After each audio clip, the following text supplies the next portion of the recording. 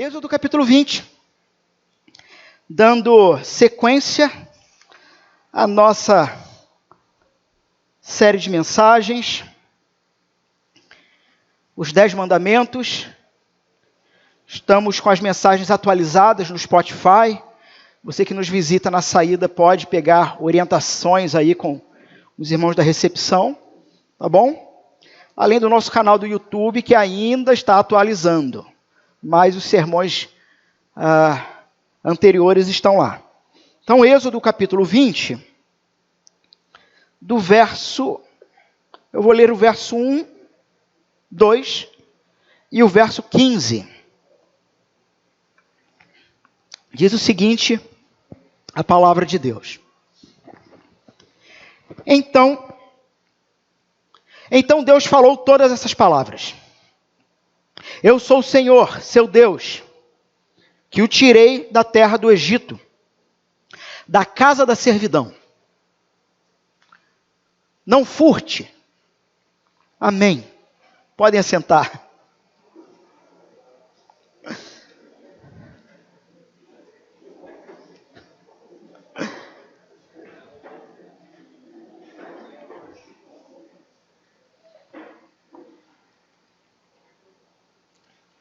Meus irmãos, a base para toda a reflexão dos 10 mandamentos, inclusive o que vem depois. Eu não sei se você já teve a curiosidade de ler a sequência, que vem após o texto, enfim. Porque a sequência, ela vai apresentar os desdobramentos desses mandamentos. Por exemplo, aqui é curto e grosso, né, como se diz popularmente. Não furte. E na sequência, então, se eu não me engano, capítulo 22, acho que nós até vamos ler esse texto em algum momento. Na sequência, nós temos desdobramentos práticos, né, com mais conteúdo em relação ao mandamento. Então, lembrando, os 10 mandamentos, as 10 palavras, o decálogo, se tratam de falas do Senhor, do próprio Deus, do Monte Sinai, que enquanto ele falava, o monte tremia, fumegava, o povo em volta se assustou absurdamente, a ponto de depois dizer para Moisés, olha, é melhor você ir lá sozinho, fala com ele lá e depois vem falar com a gente, porque olha, não dá não. É muito assustador, é muito assustador. E o Senhor então falava com voz de trovão. E toda a base do que ele está dizendo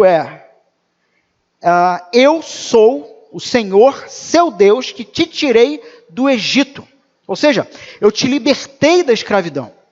Eu te libertei daquilo que te prendia. Eu te libertei daquilo que você achava que dava sentido para a sua vida, mas que na verdade,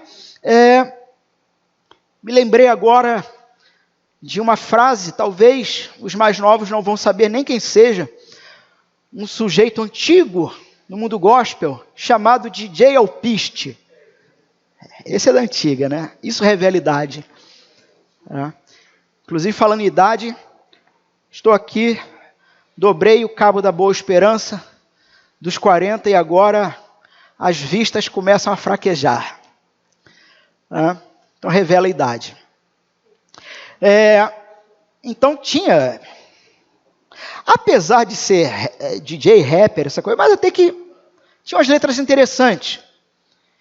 E em uma das músicas que ele cantava, eu me lembro disso, porque eu dei essa música na época para um amigo não cristão. Eu sei que um trecho da música dizia o seguinte, aquilo que você pensava que dominava, te dominou. E agora você é escravo. Pois é. O Senhor Deus, então, é aquele que liberta de toda a escravidão, e tendo te libertado da escravidão, ele tem direito completo de agora determinar o rumo da sua vida. Ele tem todo o direito de dizer o que você pode e o que você não pode fazer. Já contei essa história aqui sobre um testemunho que saudoso Timothy Keller conta, quando uma senhora foi procurá-lo depois de um sermão, ao que ela disse para ele o seguinte, ele perguntou como havia sido o sermão para o coração dela, e ela disse que depois de ouvir a graça e o evangelho, entendendo que ela era crente há muitos anos, mas nunca tinha ouvido daquela maneira sobre a graça e o evangelho, e tendo entendido sobre a graça e o evangelho, aquilo a assustou muito. E Tim Keller pergunta para ela, mas te assustou por quê? Ficou com medo por quê? E ela diz que ela antes achava que ela tinha uma parte que ela tinha que cumprir diante de Deus, e Deus cumpriria a dele. Já viram aquele ditado no livro de Heresias, capítulo 7, versículo 8? Faça a tua parte que eu te ajudarei. Isso está no livro de Heresias, isso não existe. Isso é do diabo. Invenção. Faça a tua parte que eu te ajudarei. Então, mas ela entendia isso, inclusive é um pensamento muito popular. Eu vou fazer a minha parte, que Deus vai me ajudar, né? Ou Deus ajuda quem cedo madruga, né? Tu pergunta para alguns aí se é bíblico ou não, a turma vai dizer que é um verso, né? E ela então achava isso. E que, sendo dessa forma, bastaria ela cumprir a parte dela. Que tendo cumprido a parte dela, Deus só tinha que fazer a parte dele. E não poderia mais pedir mais nada a ela, porque ela já tinha feito a parte dela. Mas, quando ela entendeu que a salvação dela, que a conexão ou a reconexão dela com o Senhor Criador, uma conexão que havia sido perdida em Gênesis capítulo 3, a partir dos nossos primeiros pais, e que replicou para toda a humanidade. Hoje, toda a humanidade replica o que Adão e Eva fizeram. E o que Adão e Eva fizeram? Cuspiram na cara de Deus, dizendo, viverei da minha maneira, como eu quero. E, de certa forma, alguns de uma maneira mais estúpida, outras de uma maneira mais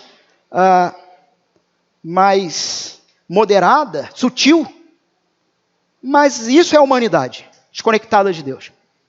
E quando ela entendeu então que o Evangelho de Jesus é a história de que Deus enviou o Filho dele para exercer a justa punição no Filho, para poupar pecadores, para poupar um povo dele, em que ele decidiu chamar de meu povo.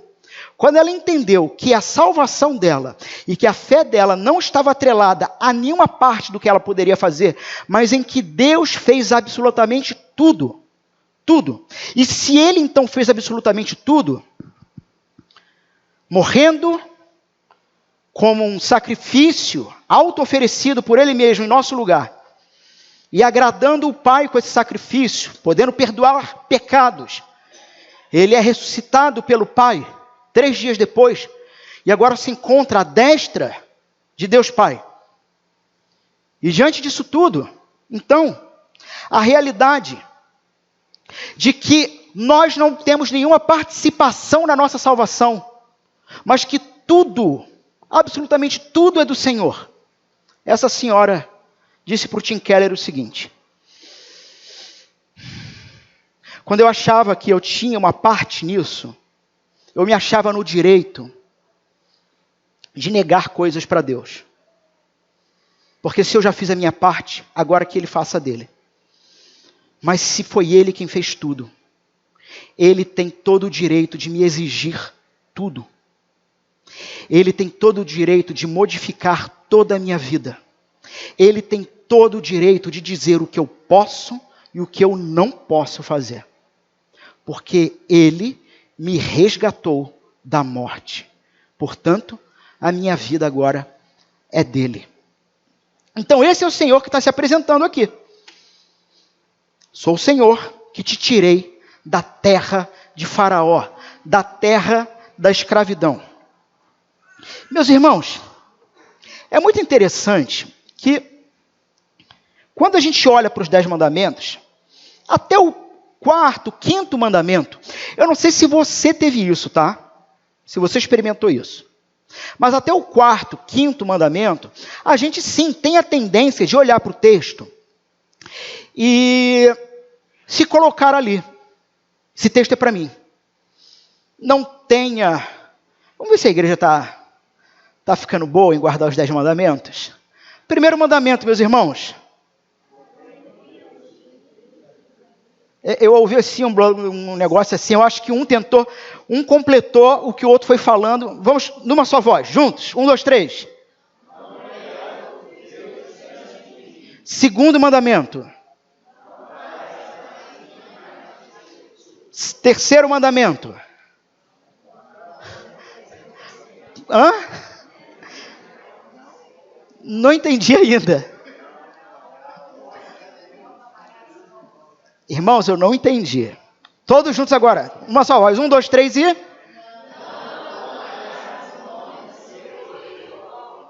Quarto mandamento. Não, esse não é o quarto, não. Guarda o dia do Shabá para santificar. Até aí, nós temos a tendência de olhar e dizer de fato, isso é para mim, eu tenho que fazer isso, eu preciso estar atento a isso. Quando chega no quinto mandamento, quem é pai e mãe aqui, ama o quinto mandamento. Que agora sim, honra e tua mãe. Completem para... Isso, os irmãos já sabem do que se trata esse mandamento. Você que nos visita não sabe, Spotify, depois pode assistir lá. Mas, quando chega então no quinto mandamento, os pais adoram esse mandamento. E parece que começa a virar uma chave gradativa, porque do primeiro ao quarto, você diz, é para mim. Pessoalmente, sou eu estou envolvido nisso aqui, Deus está falando comigo. Quando chega no quinto mandamento, os pais fazem assim. Os pais olham para os filhos e falam assim, Deus está falando contigo. Deus está falando contigo. E nós vimos nesse mandamento que não é bem assim. Está falando com você. Mesmo você sendo pai. Com você. E tudo que envolve o quinto mandamento e as questões de autoridade envolvidas. Beleza. Mas até o quinto você ainda fica, ok, sou eu, é meu filho, ok. Mas quando chega no sexto mandamento, qual é o sexto mandamento? Não matarás. Depois.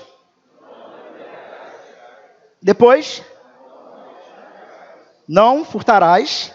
Depois. E o último. Olha como a igreja aprendeu os 10 mandamentos. Há um ano atrás a maioria aqui não sabia. Mas quando a gente chega ali do quinto, do sexto em diante, não matarás. E você ouve um negócio desse e você fala assim, estão ouvindo, né? Não é para matar. Não adulterarás. E aí você olha em volta, não faça. Não furtarás. A gente olha em volta e a gente pensa que essa segunda parte dos 10 mandamentos, ou a segunda tábua da lei, a gente pode ter a tendência de se relacionar com ela como se você fosse o verdadeiro beneficiário desses mandamentos. Onde a gente tem a tendência de lê-los e aplicá-los para fora. Vocês estão entendendo o que eu estou dizendo? Faz sentido isso? Lemos, olhamos em volta e dizemos, não me roube, porque Deus disse para não roubar. A pergunta é, quem é o verdadeiro beneficiário desse mandamento? Quando a gente olha para esses mandamentos, para a segunda tábua da lei, com esse olhar para o outro, o que a gente tem em mente é que Deus deu esses mandamentos para que a maldade que existe no coração deles seja limitada. E limitada para quê? Para o meu benefício. Para o nosso benefício. Só que, novamente, com quem Deus está falando aqui? Deus não está falando com o outro. Deus está falando com você. E ele está objetivamente dizendo que essa maldade que você observa no coração do outro e que você gostaria que ela fosse cerceada pela palavra de Deus, é a mesma maldade que está no seu coração, e nesse sentido, você pode ser a pior coisa na vida de alguém ao seu lado.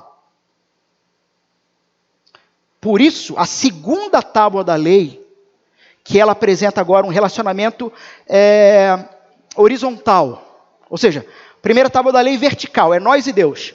Segunda tábua da lei horizontal, é eu com o meu próximo. Por que Deus está dando esse monte de não? Por quê? Porque Deus quer conter o mal que existe no meu coração para preservar os que estão do meu lado. Me levando então a entender e cumprir o que Jesus vai dizer como resumo do mandamento. Amar a Deus acima de todas as coisas e... quem é o seu próximo? É quem está do teu lado. Simples assim. É quem está do seu lado. Então, o propósito de Deus é salvar o teu próximo. Porque o seu coração tem a tendência, e é interessante que todos os mandamentos vão estar conectados com o último mandamento, não é à toa que o último fecha sobre a cobiça, né?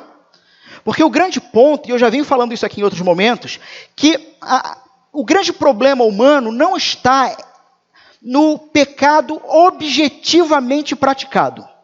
Entendam o que eu quero dizer.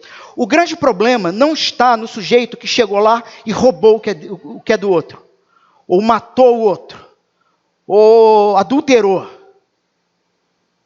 na prática. O grande problema não é em si a prática da coisa. O grande problema é a fonte dessa prática.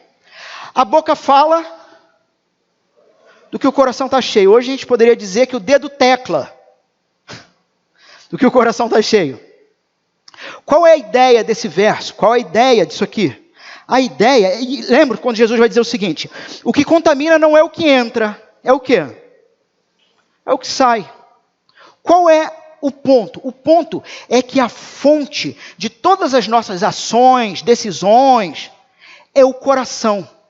E quando um pecado ele é praticado, o que aconteceu é que aquela represa que você cultivava no coração para não deixar extrapolar e todo mundo ver o teu pecado, ou seja, tornar o teu desejo, a tua cobiça visível. Então, para que as pessoas não vejam quem nós somos de fato, para que o nosso desejo não se torne visível, ou seja, o pecado praticado, nós somos mestres em construir represas. O problema é que a água está batendo, a onda está batendo, a maré está enchendo, e quando essa empresa rui, você peca, objetivamente, a olhos vistos. Então o ponto aqui é que Deus está dizendo: eu te livrei de lá, eu te tirei de lá. Aqui em Israel, do Egito, hoje, a partir do Novo Testamento e a partir de Jesus, somos tirados da escravidão, somos libertos daquilo que antes nos dominava, mas agora pelo poder de Jesus, pelo próprio Evangelho. E o ponto é que antes de você ser liberto, você não tinha como cumprir. Agora, você está liberto. Por que você não está cumprindo? E veja, a gente não vai conseguir cumprir perfeitamente. Nós não vamos conseguir cumprir perfeitamente. Não é esse o ponto. Mas o ponto é que fomos libertados por Cristo para querermos cumprir. Porque fora de Cristo o sujeito nem quer. E aqui já começa, inclusive, um desafio pessoal para o seu coração. O quanto você quer cumprir isso? O quanto você ama a lei de Deus? O quanto, de fato, você gostaria de cumprir isso aqui?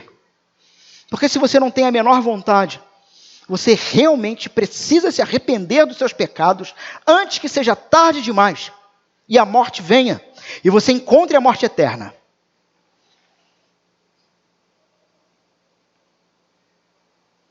Então, o propósito de Deus é a preservação do nosso próximo. E muitas vezes nós somos o mal do nosso próximo.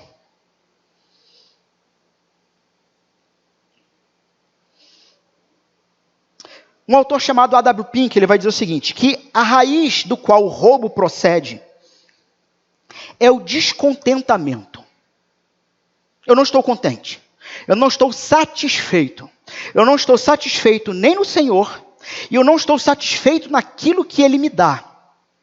Eu já falei isso em alguns outros momentos, em como que a serpente no jardim ludibriou a Eva. Como é que foi?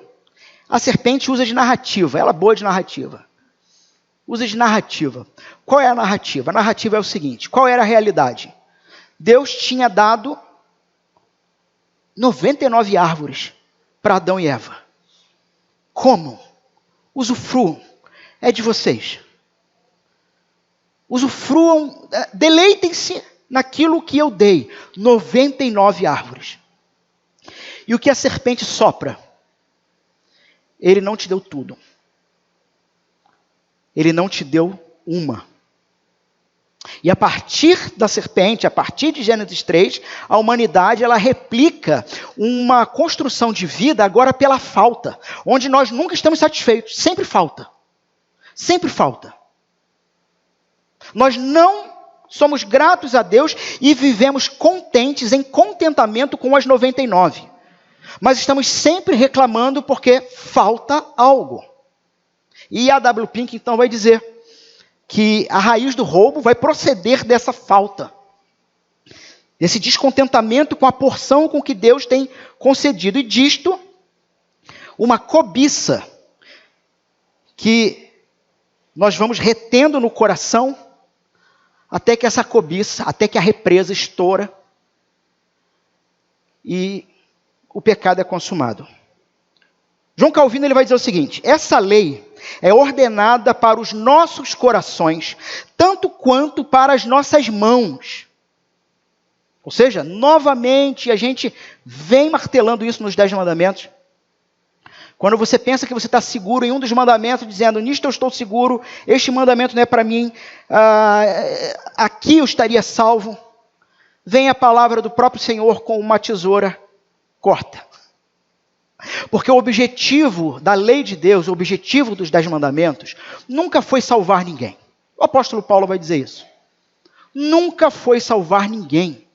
Portanto, pessoas que procuram construir a sua salvação, ou se garantirem em salvação a partir do que fazem, ou de que supostamente cumprem de Deus, estão perdidos. Completamente perdidos. Porque o objetivo da lei de Deus é provar para mim e para você que nós não somos suficientemente bons para morar eternamente num reino bom. E que, portanto, e Paulo vai dizer, a lei de Deus ela funciona como uma babá, como um aio, uma babá, como alguém que pega você pelo braço e te conduz até aquele que cumpre essa lei perfeitamente, dizendo, descanse nele, porque descansado nele, você vai ter paz. Abandone essa corrupção interna do coração de se colocar com orgulho como alguém religioso, como alguém que cumpre, como alguém que tem a melhor teologia de todas, como alguém que tem a melhor família de todas, como alguém que vota no melhor político. Já viram, irmãos? Gente que se acha melhor cristão do que outro pelo voto. E aí precisamos pegar os 10 mandamentos e dizer assim, meu irmão, olha só, está vendo isso aqui? Você fica de pé diante disso? Se não, o seu futuro é o inferno. A não ser que aquele que cumpriu perfeitamente tudo isso te resgate dessa vida mesquinha, cheia de si. Então, Calvino ainda, essa lei é ordenada para os nossos corações, tanto quanto para as nossas mãos, de modo que o homem possa estudar tanto para proteger a propriedade, como promover o interesse de outros. E nós vamos ver então do que se trata esse mandamento. Ele é não furtarás, ponto. Né? Mas o que está envolvido aqui?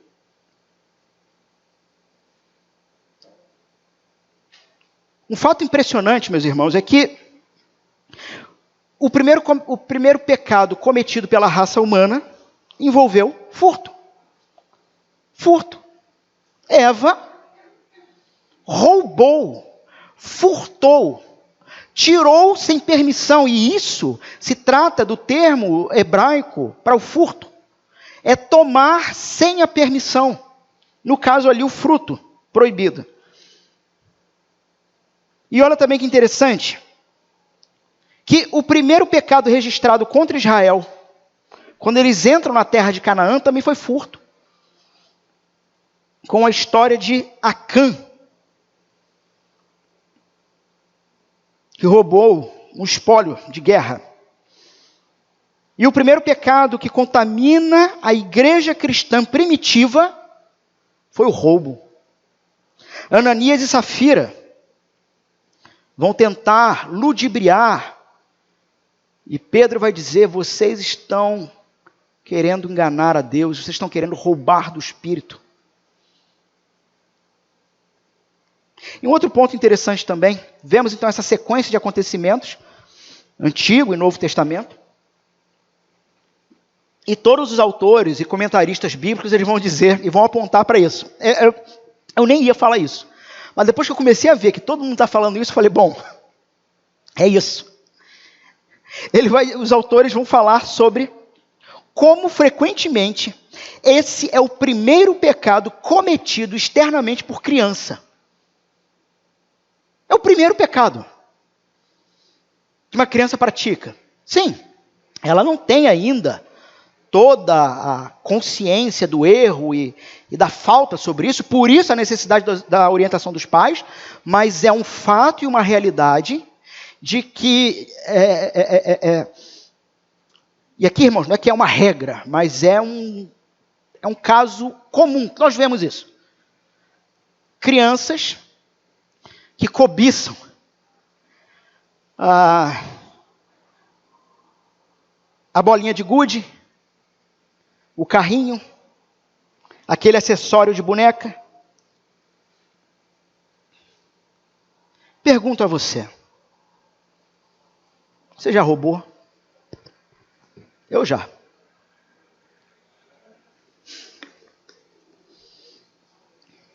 Não lembro mais a minha idade. E esse é o que eu posso contar.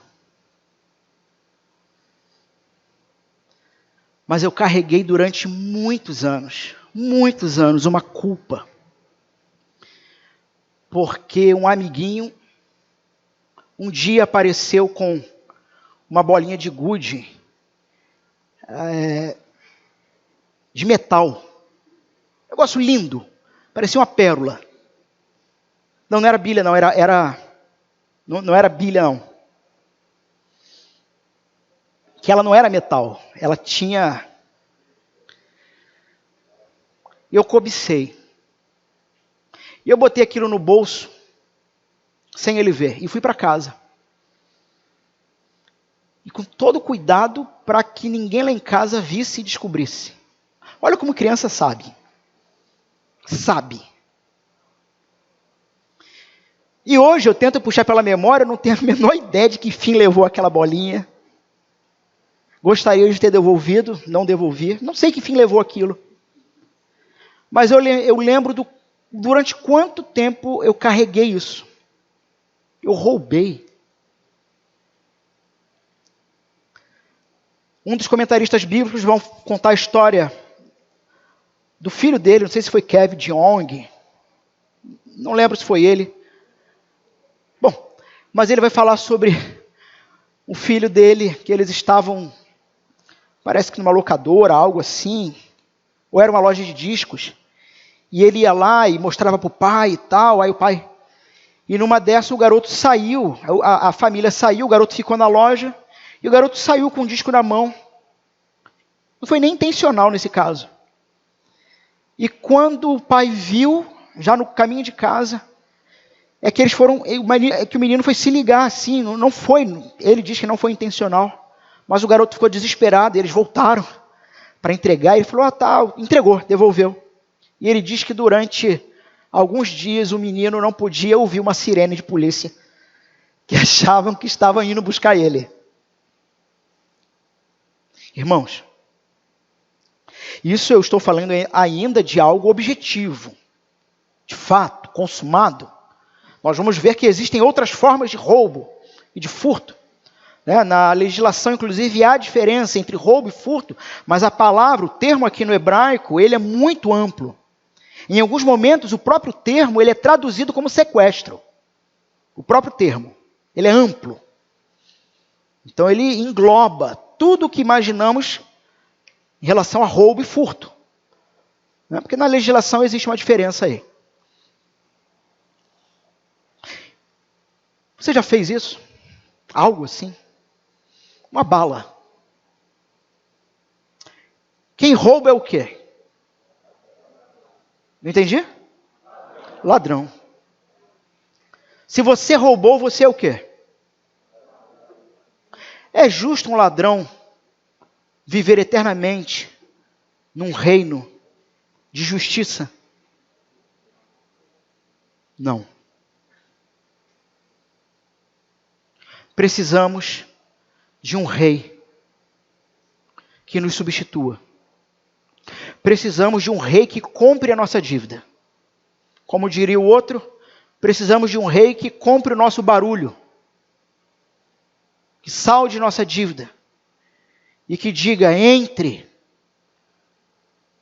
pela porta estreita, entre pelo Cristo, o Filho de Deus. O roubo, então, meus irmãos, era uma prática que era condenada em muitas culturas. E aqui no meu sermão, nesse ponto, é o que, no meu próprio esboço, eu chamo de lá e então. O que significa lá e então? É aquele momento do texto em que a gente entende por que ele está aqui e qual era a situação dele lá. Lá e então, para depois trazer para cá. E é muito interessante como haviam vários códigos em relação ao roubo.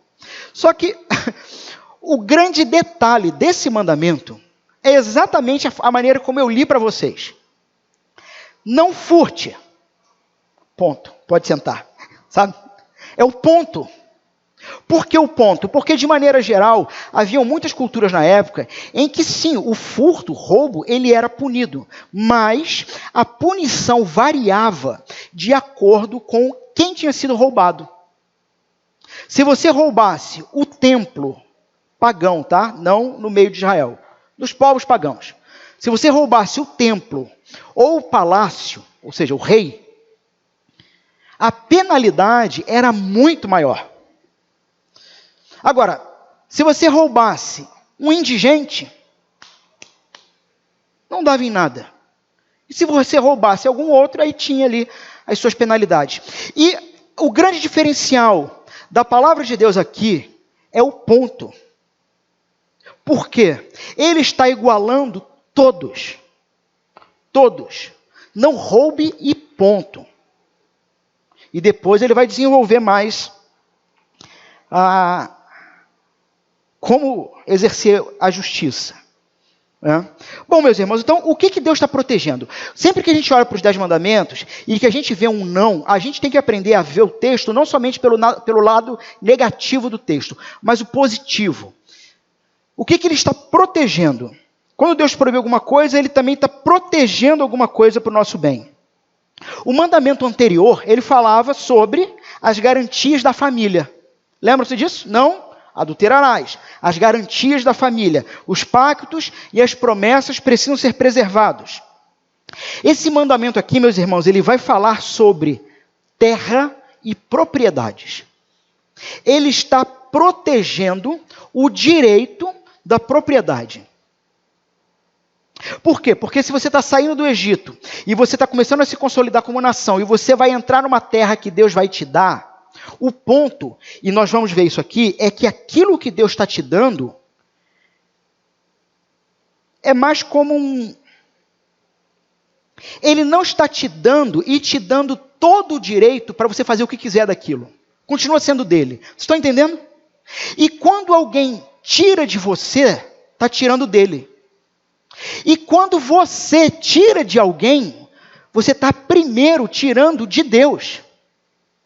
E nós vemos então o seguinte, sim, e aí, se há algum irmão socialista aqui, me desculpe, mas a Bíblia, ela protege a propriedade privada.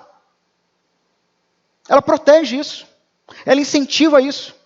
Ela, inclusive, vai criar leis de proteção e de punição. O ponto que a gente precisa entender, e que os liberais, que se dizem liberais econômicos, têm que entender, é que a Bíblia não absolutiza a propriedade. Ou seja, não é uma propriedade privada absoluta, onde simplesmente é meu, eu faço o que eu quero, do jeito que eu quero. Por exemplo, quando a gente olha para dentro de Israel e vemos o ano do jubileu, onde de tanto em tantos anos, aqueles que haviam perdido posses, recebem de volta. Ou seja, não é teu para você usar do jeito que você quiser. Então, esse mandamento vai falar sobre a terra e propriedade, porque tudo é do Senhor. E Ele dá a quem Ele quer, vejam isso, Ele dá a quem Ele quer, o que Ele quiser, e na medida que Ele quiser, e Ele não nos dá o direito de reclamar. Por quê? Porque Ele é o Senhor teu Deus que te tirou do caminho do inferno, outorgando para si próprio o direito completo sobre a sua vida. E no fim todos vão glorificar a Deus, tá bom? Todos. Mas e aqueles que não se renderam ao Senhor Jesus nessa vida presente? Vão glorificar a Deus, mostrando eternamente a ira justa e santa sendo aplicada. Paul Washer vai dizer, um pastor batista reformado, vai dizer que a Bíblia diz que todo joelho se dobrará diante do Senhor. E se porventura algum se recusar a fazer isso, terá as rótulas dos seus joelhos dilaceradas e terá que cair, porque Ele é o Senhor. E Ele não vai poupar ninguém, porque Ele é o Senhor. Quem estiver pactuado com Ele, estará seguro para sempre. Mas quem não estiver pactuado com Ele, receberá o justo juízo da sua vida. Então, nesse mandamento que requer, que aponta para a proteção de propriedade privada, também vai nos mostrar que Deus requer confiança da nossa parte na sua provisão, no que Ele dá. Ele não quer que você tire de ninguém. Ele quer que você lide e aprenda a conduzir e administrar o que Ele te dá. A terra é do Senhor e todas as coisas pertencem ao Senhor. Como essa lei era aplicada no Antigo Testamento? E aí apenas um verso aqui, como eu havia dito, Êxodo capítulo 22, diz o seguinte: se alguém furtar boi ou ovelha e o abater ou vender, Êxodo capítulo 22, tá bom? Verso 1 se você quiser. Se alguém furtar boi ou ovelha e o abater ou vender, por um boi pagará 5 bois e 4 ovelhas por uma ovelha. Ou seja, nós vamos ter aqui, dentro da lei, dentro da propriedade privada, dentro desse contexto, como administrar com os ladrões aqui. E eu já tinha falado isso em outro momento. Vocês já viram em algum lugar na Bíblia dizendo que em Israel alguém ficou preso? Não tem cadeia. Ela está rindo. Não tem cadeia, mas não é porque também mata todo mundo, não. Não tem cadeia. Não tem cadeia. O que você tem é o princípio da restituição. Veja. Por que, se o sujeito furtar um boi e matar esse boi, ou vender esse boi, ele vai ter que pagar 5. Porque se fosse assim, furtou um boi, vai ter que pagar agora um boi de volta. O ladrão que vai se propor ao roubo, ao furto, ele vai confabular com seus pensamentos e dizer, vale a pena o risco. 1 por 1, se eu não for pego, eu tenho. Se eu for pego, eu trabalho e pago 1. Só que são 5 bois. E o ponto é dizer o seguinte, cara, não vale a pena. E o que nós vemos então em todo o desenvolvimento da lei de Moisés é que não há prisão. O que há é escravidão. O que há é o assalariado, o trabalhador. Então veja, não é um trabalho escravo no sentido que nós entendemos hoje escravidão, né? Chicote no sujeito e não é isso. Mas é o fato de que ele agora vai ter que trabalhar com afinco para aquele sujeito até pagar o que foi tirado. Por que um boi paga 5 e uma ovelha paga 4? O que vocês acham? Porque o boi era meio de produção. O boi é uma fábrica. O boi é um comércio. Transporte. É uma empresa. O boi era meio de produção. A ovelha não.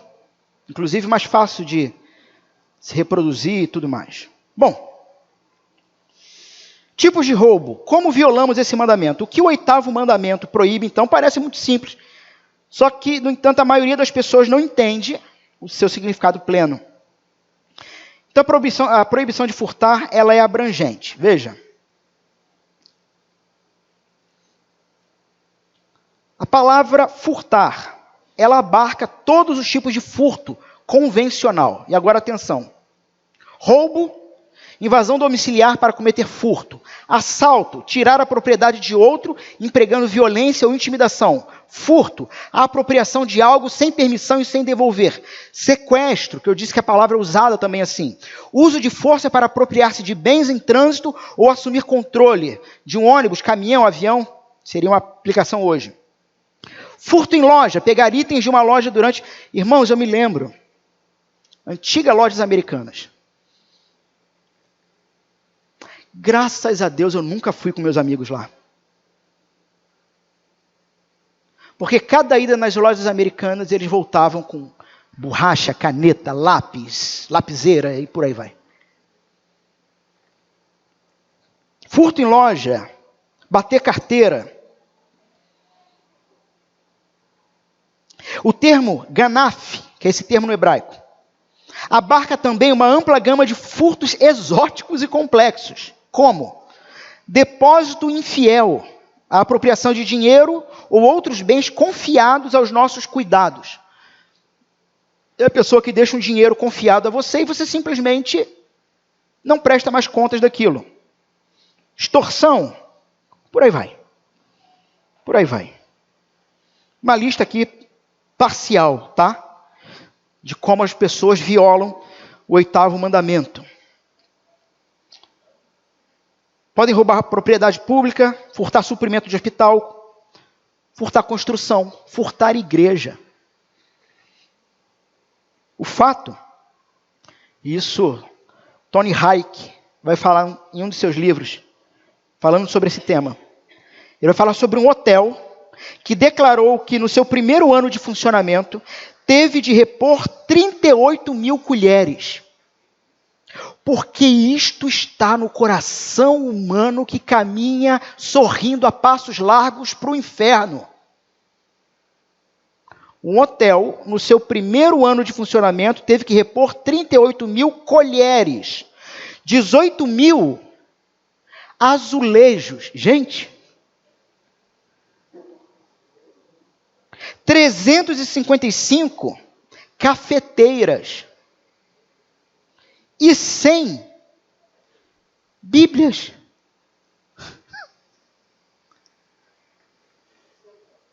Me lembro de um funcionário de quando eu tinha comércio, que quando saiu aquele filme, Os 10 Mandamentos, que saiu para cinema, Era um entregador. E saiu o filme, coisa e tal. E num determinado dia, a abertura do caixa pela manhã, para conferir o troco, estava faltando. Não lembro mais quanto que era. R$30, R$50, não lembro mais. Alguma coisa assim. E cadê o dinheiro? Não é possível. Está faltando. Conta aqui, conta ali, vamos para a câmera. Quando vai na câmera, o sujeito, em um determinado momento, ele vai no escritório, abre a gaveta, enfia a mão dentro e puxa o dinheiro e bota no bolso e sai. Isso era uma sexta-feira, um sábado. E a gente foi averiguar na segunda. E eu chamei esse indivíduo. E eu mostrei para ele a câmera, o vídeo. E eu tinha que perguntar, cara, por que tu fez isso? Era só ter me pedido. Você não precisava ter feito isso. Mas o chocante foi a resposta. Porque eu queria levar a minha namorada no cinema para ver os 10 mandamentos.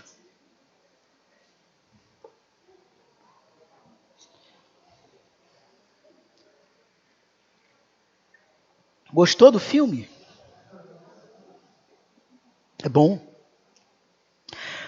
Você lembra aquele trecho? Não furtarás. Isso é o ser humano. Isso é o ser humano.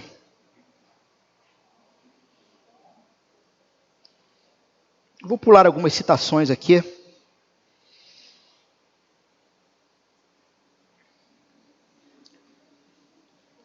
Essa de João Calvino eu preciso falar. João Calvino. Segue, portanto, que são ladrões não só aqueles que secretamente furtam a propriedade de outros, mas também aqueles que buscam lucrar com a perda de outros, que acumulam riquezas por meio de práticas criminosas e se interessam mais por sua vantagem pessoal do que pela equidade, pela igualdade. Meus irmãos, a corrupção e a sociedade brasileira. Isso aqui são dados de 10 anos atrás, tá? As formas de corrupção mais comuns entre brasileiros. Comprar e vender sem nota fiscal. Não declarar imposto de renda. Subornar guarda para evitar multa. Falsificar carteirinha de estudante.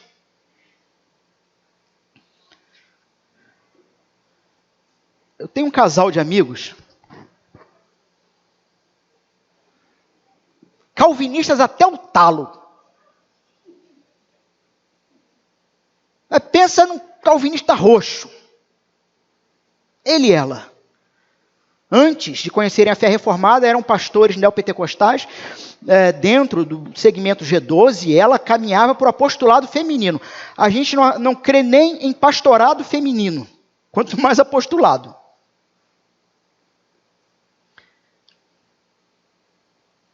Ela caminhava para o apostolado feminino. Se tornaram calvinistas. Tudo bem.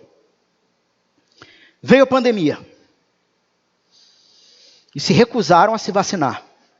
É um direito. Não saiu em lugar nenhum que quem não se vacinasse eram fora da lei. É um direito.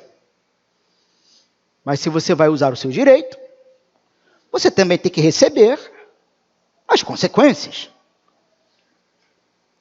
E aí, saiu o filme, não vou lembrar agora qual que foi.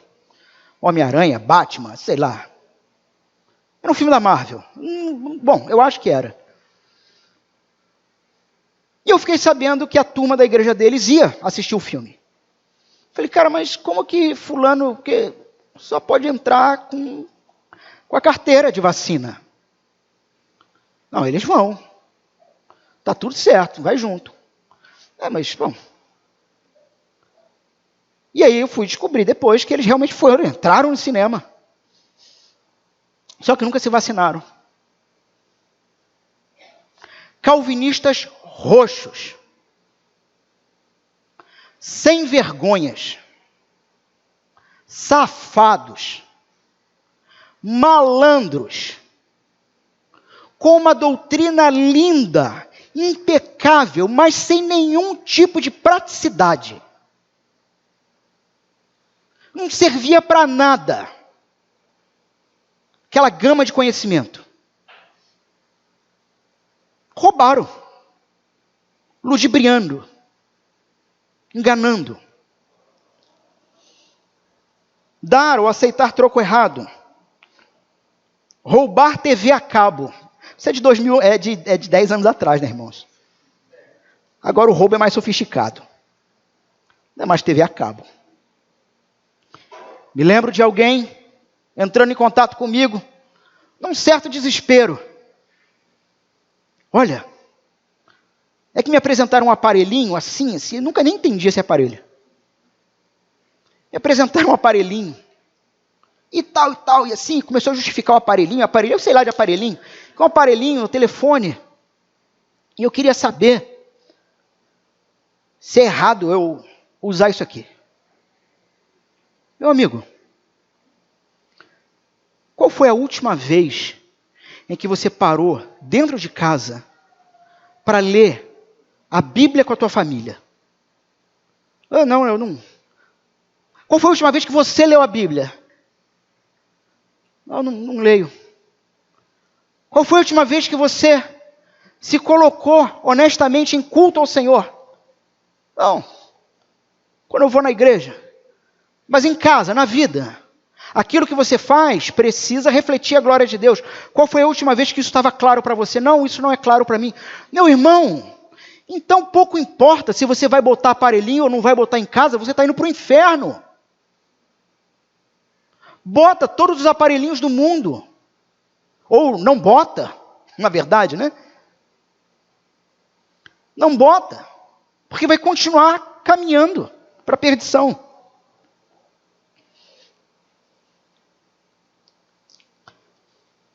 Meus irmãos, algumas aplicações práticas. Nós já falamos isso aqui. Deus está protegendo, então, a propriedade privada. Nós vimos que não existe propriedade privada absoluta, mas existe propriedade. Porque quando você trabalha, algo seu é posto naquilo.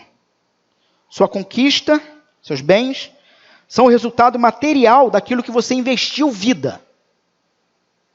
Vou repetir isso para ver se faz sentido para você.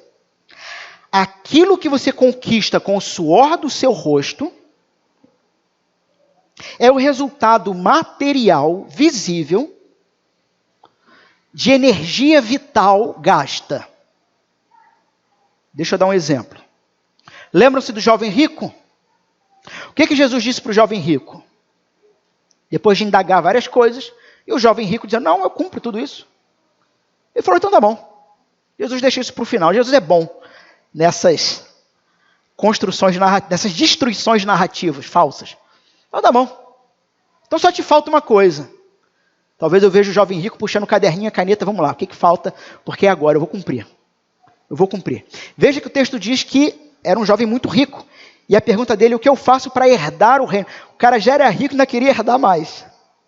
O que eu faço? Jesus diz, pega tudo que tem, vende. Dá para os pobres. E me segue.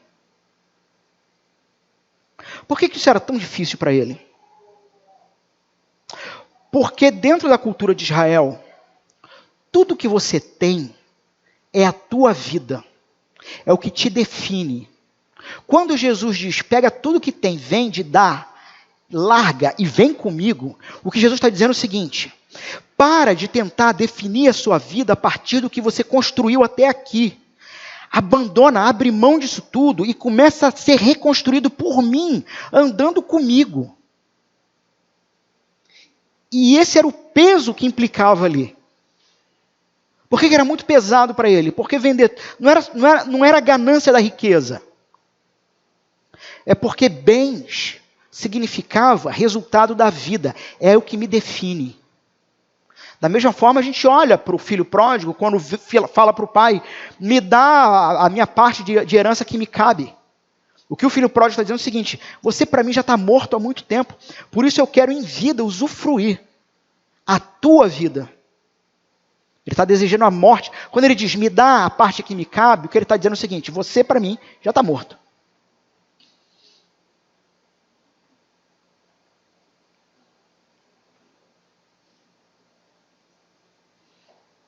Então, quando você rouba de alguém, você está roubando de Deus. A terra é dele.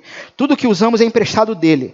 Quando você for novamente encontrar com o Criador, você vai encontrar com o Criador nu, sem nada. Porque tudo que usamos é dele. A propriedade, então, aquilo que ele nos dá, não é o fim. É um meio. Aquilo que Deus te dá na sua vida não é um fim, mas é um meio. Um meio para quê? Um meio para manifestar a glória de Deus na criação. Por quê? Tudo que usamos, tudo que temos, tudo que usufruímos é para a glória de Deus, sabendo que de tudo iremos prestar contas. E nesse sentido, meus irmãos, a ordem do dízimo exerce um fator também, além de espiritual, prático. Poderia citar aqui, mas não vou me deter até por causa do nosso tempo. O texto de Malaquias, quando o próprio Senhor vai dizer, vocês estão me roubando. E eles vão dizer, mas estamos te roubando em quê? E ele vai dizer, o Senhor vai dizer, vocês estão me roubando nos dízimos e ofertas. Mas por quê? Porque os dízimos e ofertas eram os meios para o sustento e socorro de pobres e viúvas no templo. Por isso o Senhor estava irado. Não é porque o Senhor estava sendo defraudado, objetivamente ele nessa história, mas porque aqueles que ele escolheu para proteger, os pobres, viúvas e necessitados, precisavam daquilo no templo para serem supridos. Só que ao não entregar e a fazer com que eles, e não somente eles, os próprios levitas, que precisavam também daquele sustento, o Senhor vai dizer, vocês estão me roubando. Mas por que isso? Porque o dízimo, ele exerce um fator espiritual além de prático. Prático no sentido de que é a forma mais democrática de todos participarem da manutenção do ambiente de uso comum da igreja. É a forma mais democrática. Quem ganha 300 mil, entrega 10%. Quem ganha 300 reais, entrega 10%. E é a forma mais democrática, nesse sentido, de todos poderem participar da manutenção desse ambiente. Mas tem um sentido espiritual. E no sentido espiritual também tem dois sentidos aqui. Primeiro sentido, o desapego ao que Deus disse que você deveria entregar para manutenção. É aprender a se desapegar do plano B. Tipo assim, Deus é o plano A. Mas se ele furar, está reservado aqui meu plano B. Eu não falei para vocês que o mandamento, ele exige de nós que aprendamos a confiar na providência dele? A prática da entrega do dízimo é uma prática, é um recurso espiritual no sentido de forçar o seu coração corrupto e mesquinho a abrir mão de uma coisa que Deus disse. Cara, você realmente acha que precisa disso? É porque você não confia em mim. Você não quer entregar isso porque você acha que você precisa de tudo. É porque você não confia em mim. Quando você começar a se forçar na vida a entregar, pode ser que você comece a confiar em mim.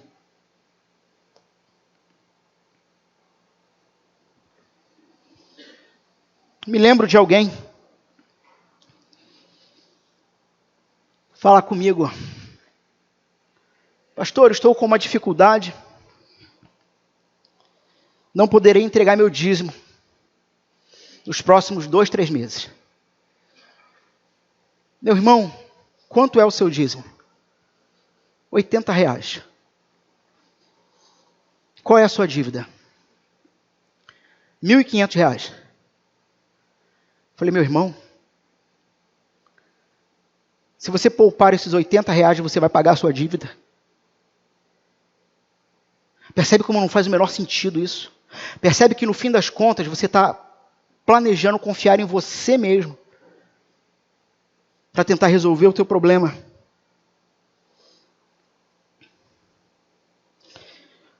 Por outro lado, meu irmão, se você miseravelmente entrega 10% com angústia, te fará bem melhor não entregar nada nessa igreja.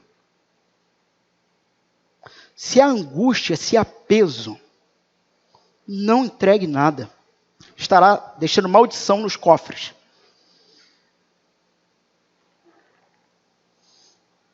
E essa será a sua afirmação pública de que, de fato, você não confia nos proventos do Senhor. Ou você entrega com alegria e confiança no Senhor, decidido a obedecer ao que foi dado e não foi revogado, ou guarda para si. Porque o povo de Deus não precisa da sua complacência. O Senhor tem os seus para sustentar o seu projeto.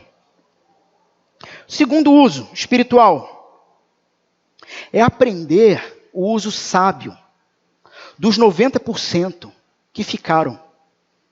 Porque você não pode tirar de vista que 90% do que ficou não é seu. Foi presente concedido de Deus para você. E se o que ele foi concedido por ele, foi concedido, sim, para uso pessoal. Mas uso pessoal que precisa com sabedoria entender que é para o seu sustento, é para a alegria da sua família, mas também é para a glória de Deus. A glória de Deus não estará conectado o tempo todo com a tua satisfação pessoal. O que eu estou querendo dizer? Entreguei 10% e 90% agora é meu para eu fazer o que eu quiser. A Bíblia não aponta propriedade privada absoluta. Entreguei 10% e 90%. 90% Deus me deu. Para com sabedoria usar sabendo que é dele. Se eu preciso usar sabendo que é dele, eu sustento a minha família. Eu trago alegria para a minha família. Mas acima de tudo, tudo isso precisa ser para a glória de Deus.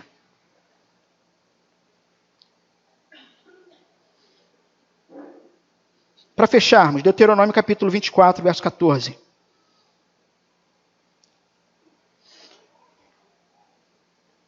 Não oprima o empregado, pobre e necessitado, seja ele um dos seus compatriotas ou estrangeiros, que está morando na terra da cidade onde você vive. Pague-lhe o salário no mesmo dia, antes do pôr do sol, porque ele é pobre, a vida dele depende disso, para que ele não clame ao Senhor contra você e você não seja culpado de pecado. Então, meus irmãos, uma forma de furtar é não pagar adequadamente o seu funcionário. É o sujeito que precisa daquilo para aquele dia e você simplesmente, podendo resolver, decide que ele pode esperar mais 2 semanas. Por outro lado, uma forma de furtar do funcionário ao seu patrão é furtar tempo de trabalho. Há uma pesquisa de que em 8 horas de trabalho semanal, de 3 a 4 horas em que seu patrão está te pagando para você trabalhar, você está usando para outros fins que não o trabalho. E nessa pesquisa diz que, se eu não me engano, 40% ou 43% dessas 3, 4 horas que você está roubando são utilizadas para Instagram, Facebook e YouTube. Na hora do trabalho. E que dessas 3 horas, 23% delas são utilizadas para, me falta o termo, mas para jogar papo fora. É o sujeito que manda o vídeo. Ele gasta 40 minutos, 40% dessas 3 horas procurando o vídeo, aí acha um e manda para o colega do setor do lado. Depois vai gastar mais 23% desse tempo ocioso indo lá perguntando, e aí, gostou? E rindo. E teriam muitos outros exemplos sobre patrões ou funcionários. Uma forma de furtar também é não pagar adequadamente o serviço que alguém está prestando. A questão, meus irmãos, e aqui está caminhando para terminar, é que precisa ser justo para os dois lados. Isso tem que ser analisado. Então nós temos aqui aquele famoso desconto para o irmão. Já falamos isso aqui em outro momento. É o desconto para o irmão. O sujeito trabalha, exerce alguma coisa, e nós, precisando daquele tipo de serviço ou de coisa qualquer, solicitamos o desconto do irmão. E o pior é que a gente pensa assim, que se não tem o desconto, então eu vou fazer com outro qualquer. É um incircunciso. É um miserável. Quer dizer que você deixa de apoiar um irmão na fé, deixa de contribuir para o sustento divino que Deus dá a ele e à família dele, para entregar parte dos seus 90% que te sobra a um filho de Satanás. Lógico que há muitas variáveis aqui, tá, irmãos? Há muitas variáveis aqui. Por exemplo, o valor que você economizaria com desconto realmente vai fazer uma diferença muito absurda no fim do mês? Isso que você precisa é uma necessidade constante? Ou seja, vai fazer uma diferença absurda em um ano? Ou é uma ocasião, é um serviço em que se chora miséria? O trabalho e o preço do irmão são dignos, são justos? É um bom profissional? O produto dele é realmente de qualidade? Vale o preço? Porque também se o sujeito for um lambão, ele tem mais é que se especializar mesmo, porque ele tem que lembrar que ele trabalha para o Senhor, está fazendo para a glória de Deus.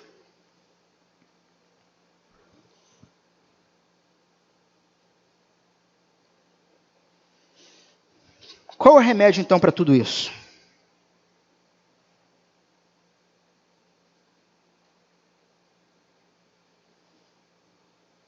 Veja o seguinte. Se o salário de uma pessoa é uma questão que vai determinar se ela dá o seu melhor, entendam o raciocínio aqui, tá? O salário de alguém é um fator determinante para ela dar ou não o seu melhor no trabalho. Para mostrar a glória de Deus no seu trabalho. Então você também é um instrumento de Deus para que essa pessoa mostre a glória de Deus no seu trabalho. Portanto, seja justo com funcionários, com patrões. E assim, o que Deus te dá como propriedade, seja dando emprego para outras pessoas, seja usufruindo dos 90%, precisa sempre ser tratado não a partir de algo privado, do tipo eu faço como eu quero, do jeito que eu quero, mas sempre lembrando, não é seu, é de Deus.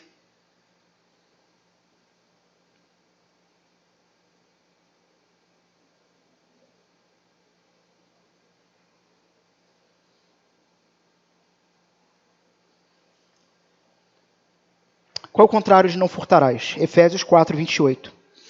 Aquele que rouba, não roube mais. Antes faça o quê? Trabalhe. Fazendo com suas próprias mãos o que é bom. E a virada aqui de Paulo é que ele não está dizendo... Porque quando você furtava, havia uma cobiça, havia um desejo por algo que não era seu. Agora que você está trabalhando, e trabalhando bem, e ganhando bem, isso é ótimo. Mas Paulo não fala, então trabalhe e usufrua. Paulo diz, trabalhe bem, faça de forma correta, para que tenha o que repartir. Porque mesmo tendo muito, não é para acumular. Não roube mais, pelo contrário, trabalhe, fazendo com suas próprias mãos o que é bom, para que tenha o que repartir com quem precisa. E qual o propósito disso tudo? E eu encerro aqui.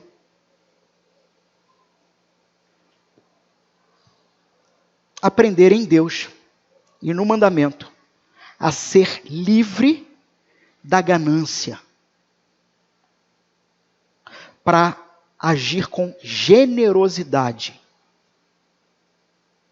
conforme o reino do Senhor.